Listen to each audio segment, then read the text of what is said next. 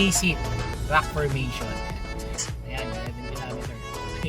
Ayan, sige, tara, drive muna tayo.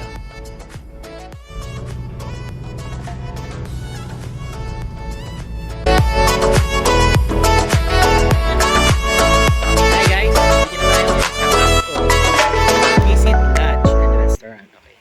So, nandun siya mismo sa may Digisit rock formation. Kasi yung ganda ng area. Meron siyang restaurant. Ito, pwede kang kumain dyan.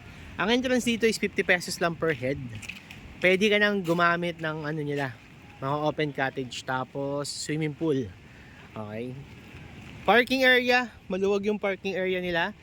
Overnight dito is 2,000 pesos per night. So mamaya mag room tour tayo, check natin yung room mismo. Pero ito yung mismong rock formation. Yan. Okay. Di ba? Para tayo sa Ilocos. Pero hindi siya puti. Pero ang ganda, sobra. So yan, yung area. Kaso, hindi tayo pwede maligo ngayon. Kasi nga malakas ang alon. Digisit rock formation dito sa may Paler, Aurora. So that's the swimming pool. May mga naliligo na. Mukhang ano siya, flowing water naman yung pool nila. Running water, something like that, okay? Kasi dire-diretso yung fountain eh. Malalaman natin mamaya. Then yan, may mga kubo cottages sila. Mamaya tanong natin kung magkano yung kubo cottages. So yan, ginagawa pa siya. Then, room tour tayo. So yan, si ate naka-green siya yung nag-assist sa atin. So ngayon, check natin. Room tour. Okay. Tsaka food tour. Yung food nila. Yan yung mga choices natin. May mga coffee rin sila dito. Ito yung Amco restaurant. Okay, let's see. Tingnan natin yung food nila. Okay, malinis yung kitchen. Oh, pwede ka pa magsungka oh. Sa mga naglalaro ng sungka dyan. Pero maliit, di kasing kamay ko. Okay, check natin yung menu. Ate, saan yung menu? Ah, nandyan. Okay. Ayan, yan yung asawa ko. So, ito yung mga menu nila. Hanggang ano oras tong food serving nyo? Kasi meron ditong lodging, di ba? Opo sir, hanggang ano lang po kami. Actually, hanggang 5 lang po ang close na po kami. Ah, 5 o'clock lang daw guys. Close na sila. So, yun yung problema, okay? Maaga talaga sila nagdi-dinner. Kasi dun din sa may proper ng Baler, aga rin ng dinner eh. Ay, Merry Christmas pa. So, ito yung pinakaloob ng resort ng Amco Beach Resort and Restaurant. Okay. So, may ganyan siya. May mga CR sa baba. So, ito yung mga kubo nila. So, dinadayo rin talaga siya guys. Itong mga to, galing pa yata Maynila itong mga nakamotor na to. Okay.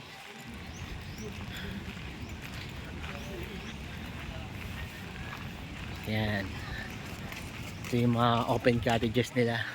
Hindi ko natanong, tatanong natin later mamaya kay Ate Robelyn kung magkano yung price ng mga open cottages. And then that's the swimming pool. Parang gusto ko tuloy mag-swimming. Ayun yata sa may dulo. Ayos, maganda. Or baka ito yung mga room. Kuboy style, yung 2,000 nila. Okay. So malaman natin.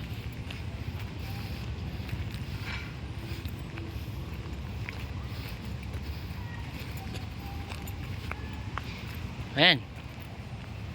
Amco Digisit. Okay guys, ito yung mga kubo nila, good for 2 person. So this is 2,000 pesos daw. Okay. Parang nasa Rizal tayo. Ganyan na ganyan yung style sa Rizal eh, sa Tanay, di ba? Yung pinuntahan natin dong isa, kubo, tapos meron siyang mesa. Saan tayo pwede mag-dine in. So yung 2,000 niya, may kasama niya daw breakfast. Check natin kung so ito is ano, common CR. So saan ang pinaka-CR? Ay, may sariling CR guys. Maayos. May bidet pa siya. Ayan. May bathtub. Ay, hindi. Joke lang. Wala palang bathtub. Okay. May shower heater. Okay. So this is for 2,000. Okay siya. Oh, malambot yung bed guys. Panalo. Okay. May aircon. Anong oras ang check-in? 1 p.m. sir, 12 p.m. po. Hey guys, eto mga kubo nila na to is 1.5 lang per night. Baka ito yung mga kinukuha ng mga nakamotor, tama ba? Sabi niya. Okay. Kasi meron siyang tulugan sa taas. Ayan niya, may hagdan niya. Up to ilang tao to? Ito yung presyo niya. Ayan guys, meron silang contact number. Ayan, pag gusto nyo mag-inquire, diretso na kayo dyan. Active naman itong number ito. Okay. So ayan guys, so para siyang loft type. Okay. Hindi ba yung malamok dito sa gabi? So okay naman kahit matulog dyan. Okay. Tapos yun nga, malapit pa sa pool. Eh yung ganyang cottage na open. Sa kabila po, 1,000 1,000 po. lang yan. 700. 700. Okay. Pag nag-entrance sila dito, sasama ka sa vlog di ba ang entrance fees 50 pesos, pwede na daw maligo sa pool. Ano yun? Kailangan ba required ba silang kumuha ng cottage o kahit hindi na? Kung wala lang po sila mga dalang pagkain, may talagang mga rider lang po. Pwede lang po mag-entrance. Entrance lang pa ganon. Kapag may dala silang pagkain, may corkage kayo. Hindi gagawin kung kuha na kayo ng cottage. Pero walang corkage ang food tsaka drinks. Wala na. So, ibig sabihin kahit magdala ng alak tsaka walang problema. Okay, maganda, ayos. Thank you, ate. Guys, ito yung good for 12. Gal si ate, gal si ate. Good for 12 siya, nililinis pa siya, okay? Hindi pa siya malinis, pero at least makikita natin. Pakita ko lang sa inyo yung room. So, yan. So, double deck siya, na good for 12. Aircon din to, te. So, aircon siya na merong ceiling fan. May sarili kang kitchen with ref, okay? May laman na ba yung rep? Walang laman. At dalawang CR. Okay. So, shower area din siya. Plus this one. Ganun din. Ayos. Kasi yung iba, isa lang ang CR. So, okay to. Mas maganda to. For how much? 8,000 po sir. 8,000 to guys. Okay, so yan. 8,000 pesos siya per night. Okay din naman yung bed niya, malambot din. Okay? Yan. Ayan guys, tapos na tayo mag-room tour. Okay? So meron din sila ditong good for 5 person. 3,500. Ayan. Ang advantage dito, hindi siya mahigpit. Kasi nga, pwede kang magdala ng maraming food, ng maraming alak, para ka sa buhay mo. Walang corkage. Okay?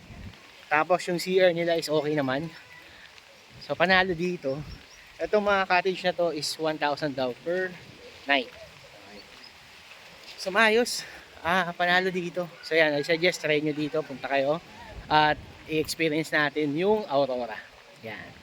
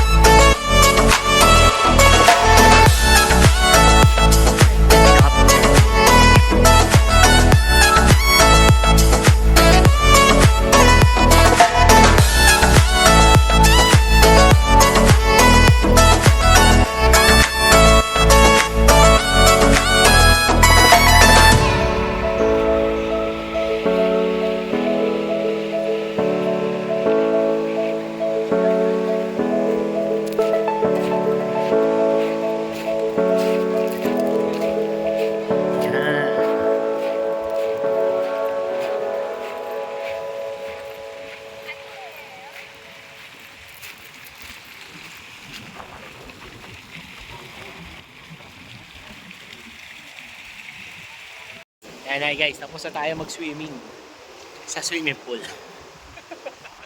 Hindi sa dagat. Kaya na kasi malakas yung alon. Actually hanggang ngayon, malakas pa naman yung alon. Ayan. Lino ng tubig, sobra. Panalo.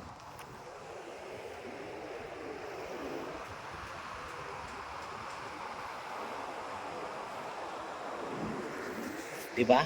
Panalo dito, sobra. Sa tahimik. Tsaka dito may shore. Ayan yung wife ko. Ayan siya. So may shore kasi dito, kaya ayan.